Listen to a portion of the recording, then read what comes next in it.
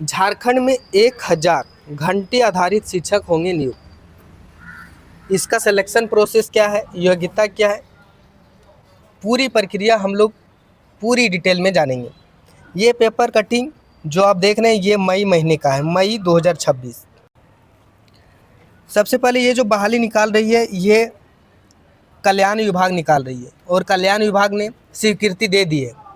कल्याण विभाग के मंत्री चमरा लिंडा ने भी स्वीकृति दे दी है और इसकी आगे की जो प्रक्रिया है वो शुरू हो चुकी है। हम लोग सबसे पहले पढ़ते हैं और उसके बाद योग्यता के बारे में जानेंगे। सबसे पहले ही बता दूं, इसमें एग्ज़ाम नहीं होगा। सिलेक्शन शैक्षणिक योग्यता के आधार पर होगा। रांची राज्य में कल्याण विभाग द्वारा संचालित स्कूलों में घंटे आधारित लगभग 1000 शिक्षकों की नियुक्ति की जाएगी। कल्याण मंत्री चमरा लिंडा ने इस आशय के प्रस्ताव को अपनी स्वीकृति दे दी है। प्रस्ताव वित्त विभाग को भेजा गया है। राज्य में कल्याण विभाग द्वारा संचालित स्कूलों में अस्थायी शिक्षकों की नियुक्ति नहीं होने के कारण पठन पाठन प्रभावित हो रहा है।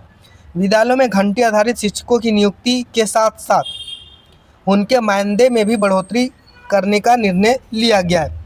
वर्तमान में शिक्षकों की प्रति घंटे 200 रुपये मानदेय मिलता है, जिससे बढ़ाकर 400 रुपये करने का निर्णय लिया गया है। वित्त विभाग से सहमति मिलने के बाद आगे की प्रक्रिया शुरू कर दी गई है।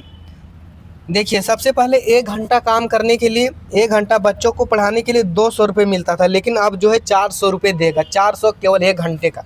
समझ लीजिए, अगर केवल 3 घंटा आप पढ़ाते हैं, केवल 3 घंटा पढ़ाते हैं तो आपको 1200 रुपये मिल जाएगा और 1 महीना का 36,000। बात करें, इसकी प्रक्रिया शुरू हो चुकी है और अभी वित्त विभाग से स्वीकृति नहीं मिली है। जैसे ही मिलेगा इसकी प्रक्रिया शुरू कर दी जाएगी। बात करें सिलेक्शन कैसे होगा, तो पहले ही बताया शैक्षणिक योग्यता के आधार पर सिलेक्शन होगा।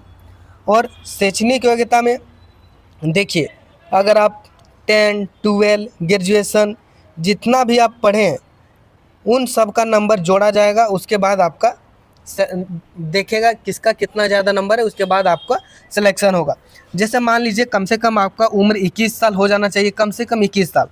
उसके बाद अगर आप 12 साथ में DLED किए हैं, 12 और DLED किए हैं तो आपका सिलेक्शन होने का चांसेस रहेगा। या तो ग्रेजुएशन प्लस बीएड है तो भी आपका सिलेक्शन होने की संभावना रहेगा। और अगर आप सीटेट किए हैं, सीटेट पास हैं, तो इसमें भी आपका नंबर जुड़ेगा और एडिशनल नंबर सीटेट से जुड़कर आपका मेरिट लिस्ट में नाम आ जाएगा और आपका सिलेक्शन हो जाएगा।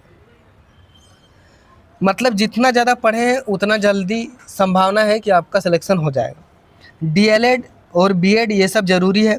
जल्द इसकी प्रक्रिया शुरू की जाएगी। जैसे ही कोई अपडेट आएगा मैं आपको बता दूंगा।